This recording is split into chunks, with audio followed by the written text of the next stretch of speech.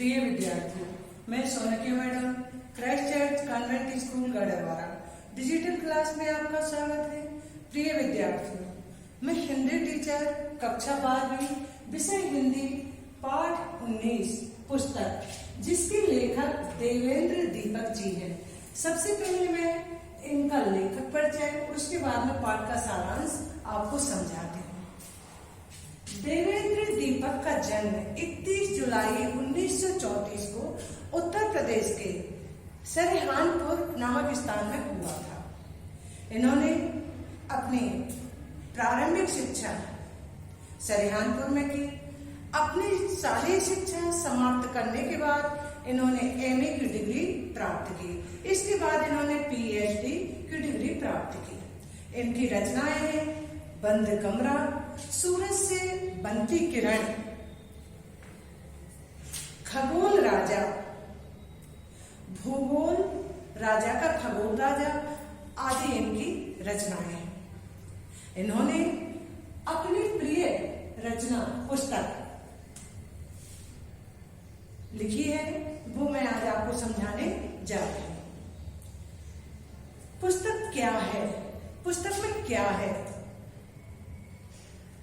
पुस्तक में यात्रा, यात्रा में पुस्तक, यो यात्रा यात्रा। तो देखिए, यात्रा करते हैं तो हमें पुस्तक की जरूरत होती है, और पुस्तक पढ़ते हैं तो उसमें यात्रा वर्णन आता है। तो पुस्तक में यात्रा है, यात्रा में पुस्तक है। अब पुस्तक है क्या? पुस्तक रची जाती है, पुस्तक छापी जाती है। पुस्तक रची जाती है, पुस्तक छापी जाती है, पुस्तक विमोचित की जाती है, पुस्तक बेची जाती है, पुस्तक खरीदी जाती है, पुस्तक दबाई जाती है, पुस्तक निगली जाती है, पुस्तक चुराई जाती है। आखिर क्यों? क्योंकि अंततः पुस्तक पढ़ी जाती है, पुस्तक को पढ़ा जाता है, पुस्तक की समीक्षा की जाती है।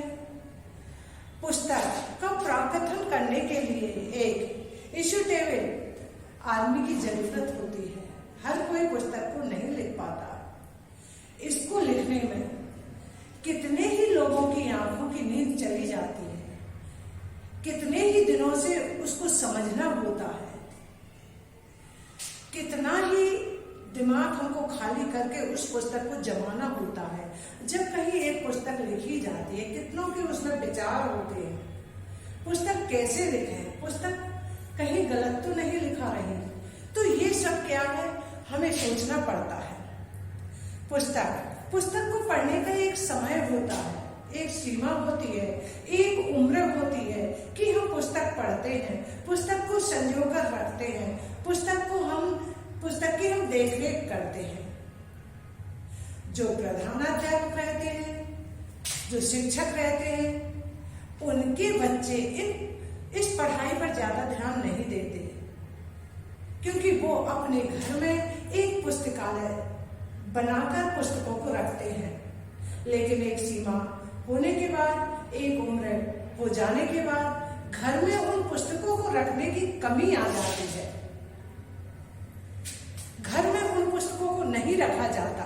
उनके रखने से घर में बातें होने लगती हैं, जगह की कमी पड़ जाती है। अब वो पुस्तकें हम दान में देते हैं। जब हम पुस्तकालय में वो पुस्तकें दान में देते हैं तो वहां भी दान लेने वालों का ये कहना रहता है केवल पुस्तकें ही नहीं, हमको साथ में अलमारी भी दीजिए जब हम पुस्तकों को दान में लेंगे। अब देखिए, पुस्तकों को क्या महत्व रहता है। पुस्तकें रातों रात पुस्तक पुरस्कृत हो जाती है, वही पुस्तक रातों रात तिरस्कृत भी हो जाती है। रातों रात पुस्तक महत्वपूर्ण बन जाती है, लेकिन रातों रात पुस्तक अछूत बन जाती है। रातों रात पुस्तक प्रतिबंधित हो जाती है।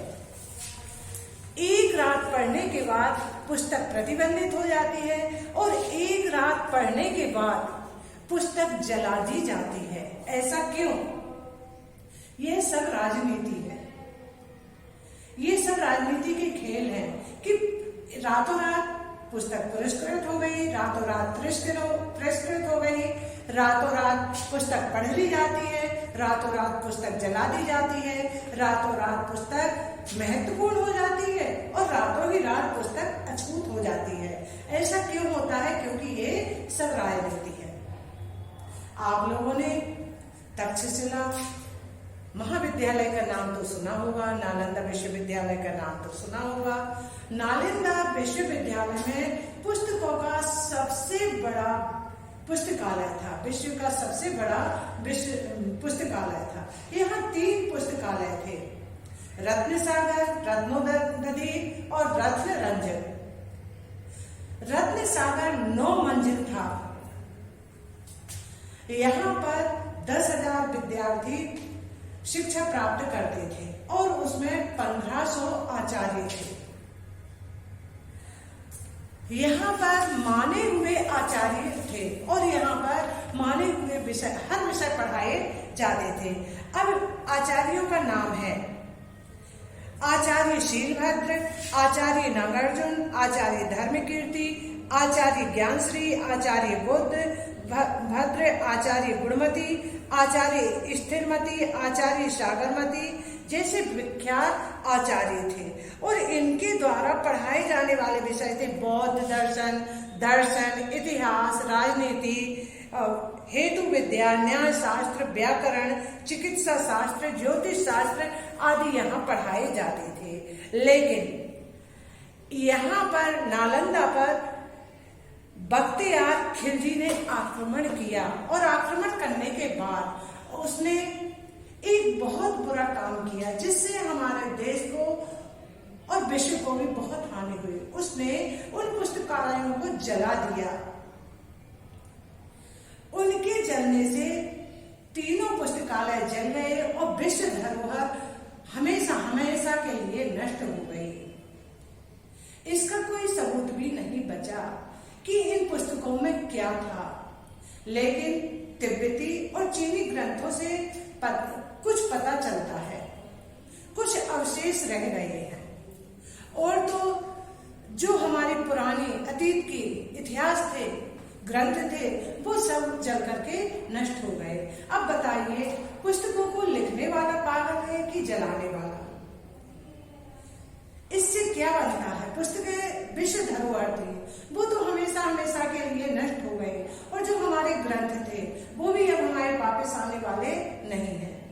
हमारा ज्ञान वहीं चला गया। कितने लोगों की मेहनत बर्बाद हो गई, कितने लोगों की शोध जो वर्षों से की थी वह नष्ट हो गई। क्या ये वापस आ सकते हैं? कितने लोगों की वर्षों की नींद उन पुस्तकों के जलने से चली गई, कितने लोगों की सोच जो उन पुस्तकों में उन्होंने लिखा था ये सब नष्ट हो गया। तो बताइए, ये लिखने वाले को पागल कहें या पुस्तकों को जलाने वाले को कहें? इससे हमारी कितनी हानि हुई जो हमें वापस नहीं मिल सकती। हमारा अतीत में जो हमारे देश के लिए जो महापुरुषों ने और जो वैज्ञानिकों ने जो खोज की थी वो पूरी की पूरी चली गई। अब जैसे क्या है, और पुस्तकों के विषय में और भी सुनिए। जो ग्रंथ लिखे जाते हैं, कोई लोग उनमें अर्थ का अनर्थ भी कर देते हैं, कुछ परिवर्तन करके उनको लिख दिया जाता है, कुछ जानबूझकर लिख देते हैं। जो लिखना नहीं चाहिए वो लिखा जाता है, जिसका अर्थ उल्टा हो जाता है। तो ये सब क्या है? पुस्तक से खिलवाड़ हमें नहीं करना चाहिए। पुस्तक से ही हमें ज्ञान प्राप्त होता है। लेकिन आज सूचना क्रांति का समय आ गया है, दूरदर्शन का समय आ गया है, पुस्तकों को पढ़ने की रुचि अब नहीं रही है। बहुत कम लोग पुस्तकों को पढ़ते हैं। लेकिन मेरा कहना है कि पुस्तकें सदा हमारे मित्र रही हैं, पहले से हमारे मित्र थी और पुस्तकें मित्र हैं और पुस्तकें हमेशा हमेशा हमारी मित्र रहेंगी। पुस्तकों के बिना हमारा ज्ञान अधूरा है। पाठकों को उनके ही समान पुस्तकें चाहिए और पुस्तकों को भी उनके ही समान पाठक चाहिए। हर पुस्तक को अपना पाठक मिलना चाहिए, हर पाठक को अपनी पुस्तक मिलना चाहिए, क्योंकि पुस्तक हमारी मित्र है। पुस्तकों के बिना हमारा ज्ञान अधूरा है। जो विद्यालय में शिक्षा दी जाती है वह भी हम पुस्तकों के ही द्वारा देते हैं। बिना पुस्तकों के ज्ञान नहीं मिलता। जब हम पुस्तक पढ़ते हैं तभी उसी के विषय में विद्यार्थियों को पढ़ाया जाता है। इसलिए हमें पुस्तकों को संजो कर रखना चाहिए। ये हमारी विद्या की देवी है। तो ये पुस्तक के विषय में आप लोगों ने समझ लिया, आपको समझ में आ गया होगा। धन्यवाद।